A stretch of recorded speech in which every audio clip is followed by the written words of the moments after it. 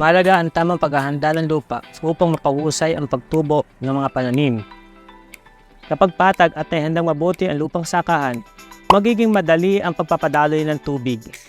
Mababawasan ang pagtubo ng damo at pag-atake ng mga kubol. At magiging pantay-pantay ang pagtubo at paglaki ng mga pananim. Kung hindi napatag na maayos ang lupang sakahan, magkakaroon ng 5% yield penalty. Kung hindi pantay ang lupa, yung mababang parte malulubog sa tubig at atakihin ng kuhol. At yung mataas naman parte, matutuyo agad at tutubo ang mga damo. Masasayang ang paglalagay ng inputs kagaya ng mga fertilizer dahil aagawin ito ng mga damo.